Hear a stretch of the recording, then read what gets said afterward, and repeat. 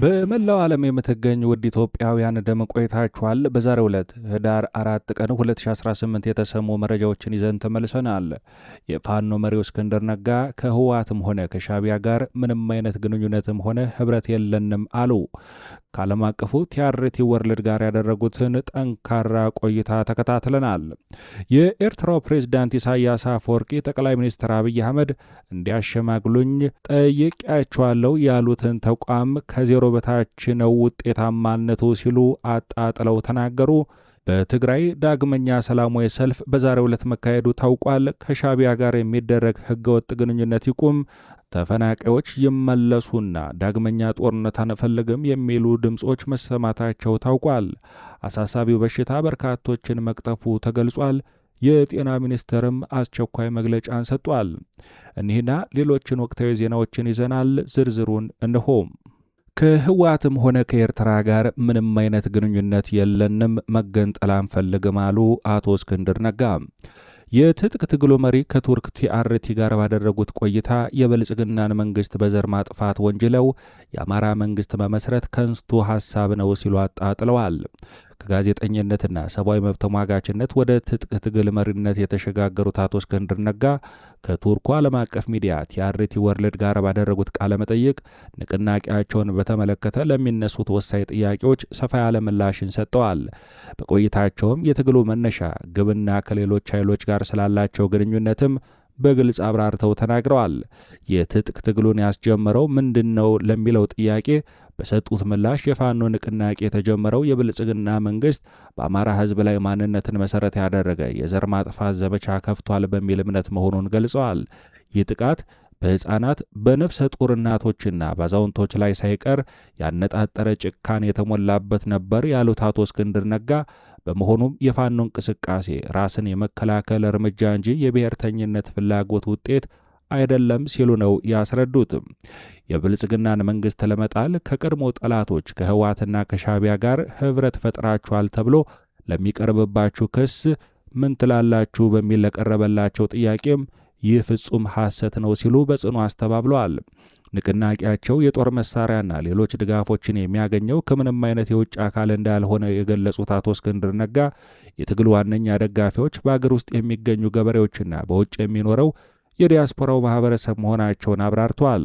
ከዚህ በተጨማሪም ከምርኮ በሚገኙ ትጥቆች ራሳቸውን እንደሚያስታጥቁ በመግለጽ የንቅናቄያቸውን ራስ ቻይነት አጽንኦት ሰጥተው አብራርተዋል። ነጻ የአማራ መንግስት መመስረት ትፈልጋላችሁ ወይ በሚል ለቀረበላቸው ጥያቄ ደግሞ ሲመልሱ ይህ ሐሳብ ፍጹም ከንቱ ነገር ነው በማለት አጣጥለውታል። እኛ መገንጠል አንፈልግም ያሉት መሪው ግባቸው በተቃራኒው በብሔሮች መካከል የተገነቡትን የጥላቻ ግንቦች ማፍረስና ድልድዮችን መገንባት እንደሆነ አስረድተዋል። የንቅናቄው የመጨረሻ ግብም በኢትዮጵያ ውስጥ ማንነትን መሰረት ያደረገ ፖለቲካን አስወግዶ በሐሳብ ልዕልና ላይ የተመሰረተ ፖለቲካን መገንባት መሆኑን ነው የገለጹት። በመጨረሻም በኢትዮጵያ ዘላቂ ሰላም ለማምጣት ብቸኛው መንገድ የአሁኑን ብሔር ተኮር መንግስትን ብሔር ተኮር ህገ መንግስትን መቀየርና ሁሉንም ወገኖች ያሳተፈ ሀገራዊ ምክክር ማካሄድ እንደሆነም እምነታቸውን ገልጸዋል። ይህ ካልሆነና መንግስት አሁን በያዘው መንገድ የሚቀጥል ከሆነ ግን ሀገሪቱ ከሩዋንዳው የዘር ማጥፋት የከፋ አሰቃቂ እልቂት ሊገጥማት እንደሚችል ነው ያስጠነቀቁት አቶ እስክንድር ነጋ ከቲአርቲ ጋር በነበራቸው ቆይታ። የተባበሩት መንግስታት ድርጅት ሚና ከዜሮ በታች ነው አሉ ኢሳያስ አፈወርቂም። ለአዲሱ ልዑክ የተናገሩት አነጋጋሪ ንግግር ጠቅላይ ሚኒስትር አብይ አህመድ አሸማግሉን ባሉበት ወቅት ኢሳያስ ግን የተመድን ሚና አጣጥለውታል። የኢትዮጵያው ጠቅላይ ሚኒስትር አብይ አህመድ የተባበሩት መንግስታት ድርጅት በወደብ ጉዳይ ከኤርትራ ጋር እንዲያሸማግላቸው መጠየቃቸውን ለፓርላማው ከተናገሩ ከሳምንት በኋላ የኤርትራው ፕሬዝዳንት ኢሳያስ አፈወርቂ በተቃራኒው በተቋሙ ላይ በከፈቱት የቃላት ዘመቻ አዲስ ውዝግብ ተፈጥሯል። ፕሬዝዳንት ኢሳያስ አፈወርቂ የአፍሪካ ቀንድ አዲሱን የተመድ ልዩ ልዑክ በአስመራ ተቀብለው ባነጋገሩበት ወቅት ተመድ በቀጠናው ያለው ሚና ምንም የሚጠቀስ አይደለም ሲሉም የተቋሙን አቅም ጥያቄ ውስጥ ከተዋል።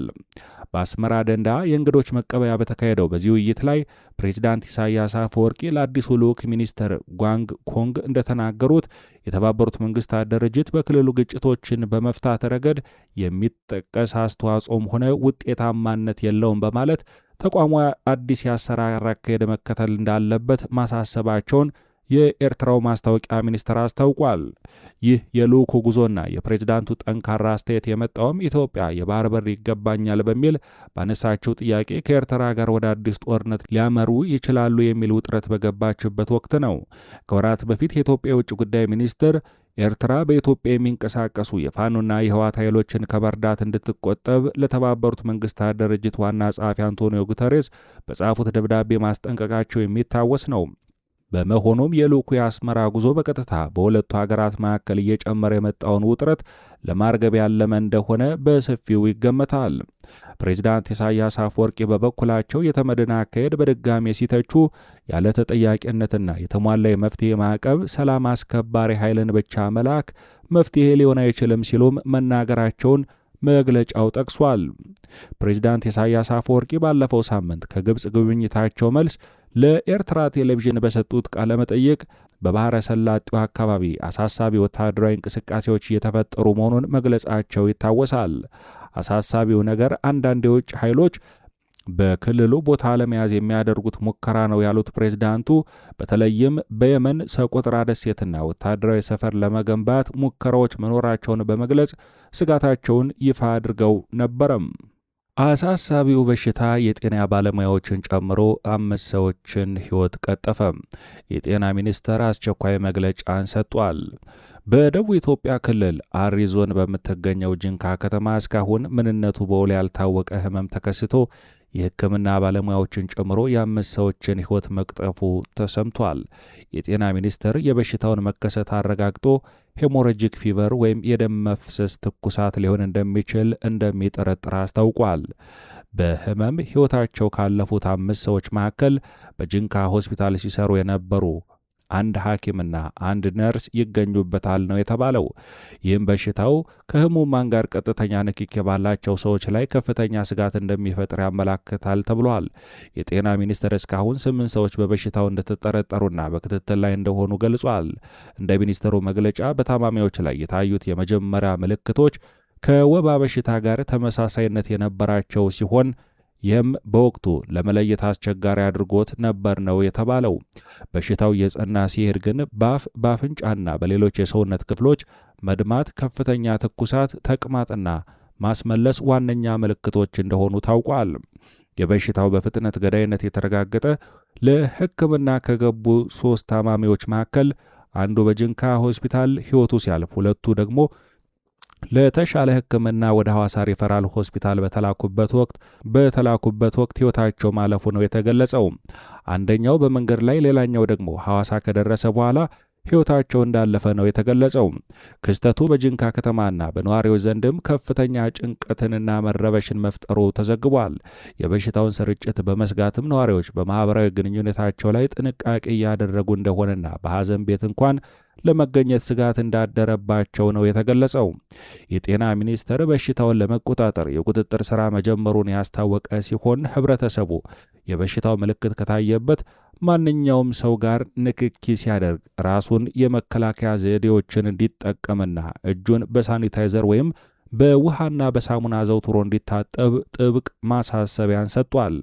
እንደ ዓለም ጤና ድርጅት መረጃ ሄሞራጂክ ፌቨር ከሰው ወደ ሰው በበሽተኛው የሰውነት ፈሳሾች አማካኝነት ሊተላለፍ የሚችል ሲሆን በዋነኝነት ደግሞ በእንስሳት ላይ በሚገኙ መዥገሮች ወይም ከታመመ እንስሳ ጋር በሚኖር ንክኪ ከእንስሳት ወደ ሰው እንደሚተላለፍ ይታወቃል። ዳግም ጦርነት አንፈልግም አሉ የትግራይ ታጣቂዎች የተቃውሞ ድምፅ ሲያሰሙ። ከሻዕቢያ ጋር የሚደረግ ህገወጥ ግንኙነትን ይቁም ሲሉ መፈክራቸውን አሰምተዋል። በትግራይ ክልል በህወሓት አመራሮችና ታጣቂዎች መካከል የቀረቡ ጥያቄዎች እንደገና ባገረሹበት በዚህ ወቅት ዛሬ በአዲግራት ከተማም የሰራዊቱ አባላት አደባባይ በመውጣት ተቃውሟቸውን አሰምተዋል። ከሳምንታት በፊት በመቀሌ ታይቶ የነበረው ተመሳሳይ የተቃውሞ ማዕበልም ዛሬም በአዲግራት ከተማ ተቀስቅሷል። በአዲግራት ከተማ በሚገኘውና አርሚ 15 ተብሎ በሚጠራው የትግራይ ጦር ሰራዊት ከስልጠና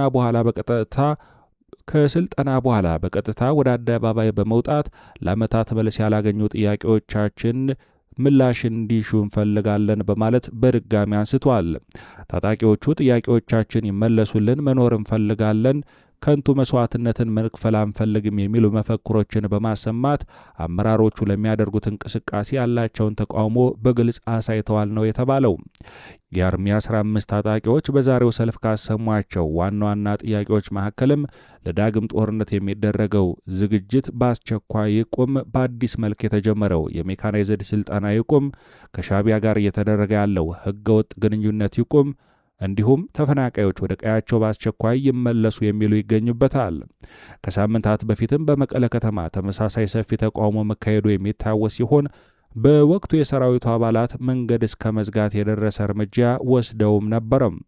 ይሁንና ያን ተቃውሞ ተከትሎ የሰራዊት አባላት ይቅርታ ጠይቀዋል የሚል መግለጫ በማግስቱ መሰራጨቱ አይዘነጋም። ይህ ተቃውሞ በህወሓት አመራሮችና በታጣቂዎች መካከል ያለው ልዩነት እየሰፋ መምጣቱንና ለዳግም ጦርነት የሚደረገው ዝግጅት በሰራዊቱ ዘንድ ተቀባይነት እንደሌለው በግልጽ ያሳየ ነውም ተብሏል።